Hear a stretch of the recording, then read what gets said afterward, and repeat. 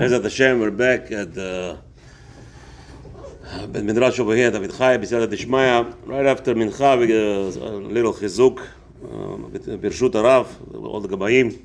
Today is the 19th of the month of Teveth, which was the first day of the week of Parashat Shabbat ve'era, B'Ezrat Hashem.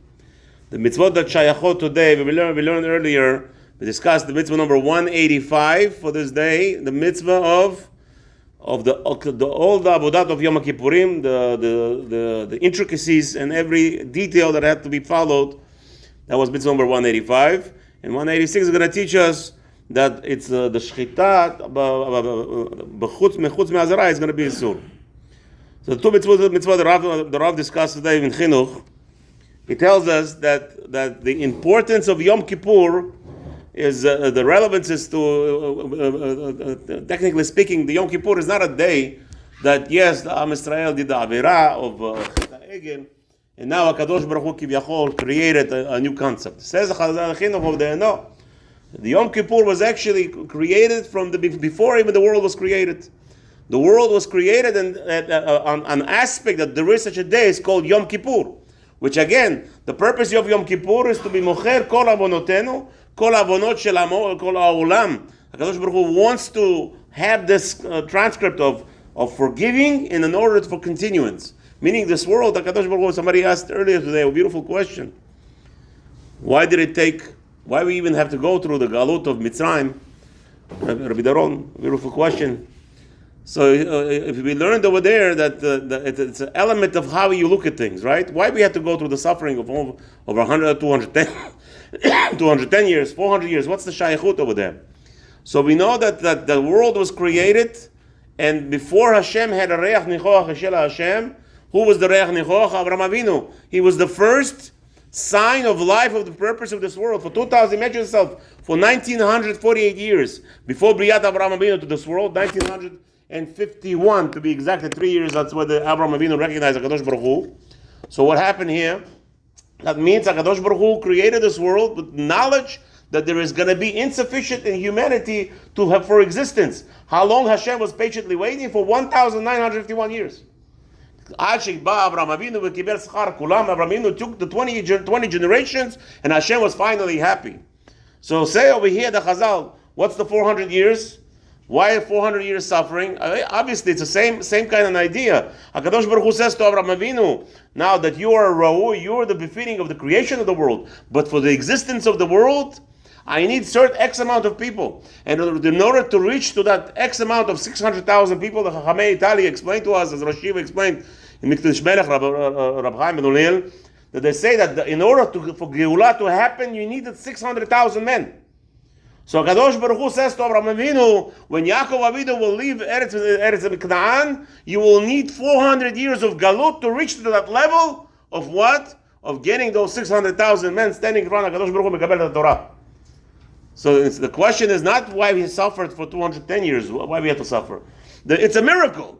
HaKadosh Baruch Hu said it's going to take 400 years to get to that level of 600,000 men. HaKadosh Baruch Hu, because of the Jewish nation, they were so prevalent in keeping the Torah, because they followed Hashem's way, Hashem cut the period into 190 years old, 190 short. Meaning we got to 600,000 level much faster than even anticipated by HaKadosh Baruch Hu himself. He said we need 400 years. Lulei, Avraham Avinu could have been earlier. As it says over there, Briyat HaOlam was supposed to be 2,000 years, right? The whole Briyat HaOlam. So here you see that 49 years before HaKadosh Baruch Hu has anticipated, still Avraham Avinu came earlier. But Chazal say Yom Kippur is needed. What is Yom Kippur needed? Is that Lulei Yom Kippur, if there was no automatic day of atonement, forgiveness, Has Shalom Haram, the world will not survive. If it will be 2-3 years, how much Averot can already? How much can the cup hold water already? How much the Zam would be Chachmanal Etzlan? So the Chinuch over there explains you needed the Yom Kippur in order to have that atonement now. But how do you reach that level? There is a certain amount of korbanot that Kohen Gadol have to do. There's certain ways to sacrifice. Certain sacrifices are done inside. Certain bachutz. There's so many elements in fulfilling that mitzvah properly, and that is the atonement. So Chazal, the Chinuch ends off. Well, today, we don't have it in Mikdash.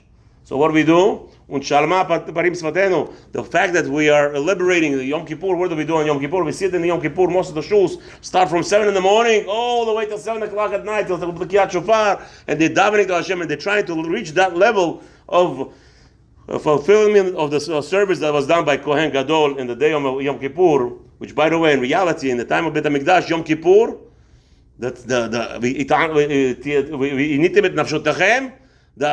Inui was half a day. Chatzot Yom, they were already having parties. Not parties with food, but the enjoyment, the fact that Kadosh Baruch Hu, Mochel Abanotem, they were enjoying, rejoicing, right? They were already making shidduchim. We're already working on what? They couldn't find a better day to make shidduchim. The Gemara says over there, after Chatzot Yom, they were already, the Kalo, they were coming out, they're making a whole big deal about marriages. 186 tells us that azara mechutz shchita mechutz la'azara is asur. So the very interesting element that Chinuch approaches, what is going on here? What's the problem? He says that you took a korban which was designated, you sanctified it, says harei ze olah, you sanctified it, whatever you said, right? And you went ahead and you shechted bechutz. On what element does Chinuch is more concentrating? You'll be surprised. Everybody should be surprised. What is he more concerned about? Bal tashchit, mamash. He says it's Baal Tashchit, Ashchata. It says Ashchata, you're not allowed to take an animal which was designated to be shechted in Beit HaMikdash. You went outside and you shechted it, and what did you do? You killed it for nothing.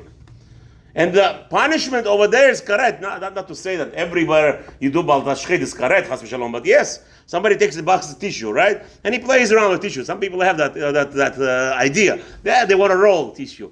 You know that's Baal Tashchit? Just to roll a tissue. He wants to be busy with his hands with something. Yeah, take a pen. That's okay. Do something that does anything in destruction. The Chazal teaches there's a big element of Baal Tashchit. Here is chayav karet for animal that he's murdering for no purpose. The animal was mukdash. You had to go to Beit HaMikdash and shecht it. The guy shechts it outside.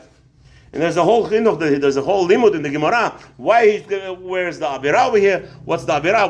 What's the punishment? They're learning it that the Hakrava was done in the wrong way. Since you shechted it outside, you cannot do Bakrivim. So if you learn it as Hakrava, then obviously the Shechita is also Asur, and there's going to be punishment for that. Ritual today, what is the whole world is concentrating? Today they're concentrating on no, I'm going fishing. Why are you going fishing? Rabbi, I get excited. I get the kick out of it. I catch that fish, and that's like a 70-pound striper, right? And I fight with him, and say, okay, good. You caught him. Now what you do with him? What do you mean what I do with him? Send him back. So what's the whole suffering that you cause to the animal? No, I went hunting. What are you hunting for? For fun, Rabbi, the thrill, I'm going over there and I'm killing the deer, and he's running, and my speed, and I have to hit him in the heart, and there's a whole chokhmah in it. The Chazal, going around and killing animals for fun? You ask me, I'm actually for poaching. You know what the poaching is this? Poaching is the guys that go in Africa, and they kill a rhino. And they take the rhino, and they could sell it, they said it's worth like $10,000 an ounce of the horn. So, if these guys are wrong? Of course not. Why are they wrong? They're doing business. You decided to sell properties, you're real estate, this guy's selling this guy is rent. This guy is killing rhinos for business. La halacha is doing zero wrong. Today, the world, chas v'shalom, it's, you got to extinct the animals. Rahman al-Islam, it's all baloney, says the Chinuch, there's no such a thing. That Rahman al-Islam, we are concentrating on the wrong things. And when you're concentrating on the wrong things, no. They leave them like that. So no. One second. They kill the animal first. Sometimes they don't even. Oh, so okay. So again, the Kadosh Baruch Hu will take care of it. But again, the question is, you have to know where you're going to be outlawing. Like for instance, today, the Rahman al-Islam, there was an experiment on the whole world, right? They shot down everybody's shots. Let's experiment. How is it going to be on humans? That is okay. But killing a rhino, that's forbidden. Learning on lights here in Florida, living on the lights in your backyard, that's forbidden. Why? Because Sar Ba'alei Chaim. אבל יש אומרים שאסור. Shaba. אסור סתם להרוג. Not stam, we're not talking about stam. The guy is making he's making $10,000 an ounce on the mercury.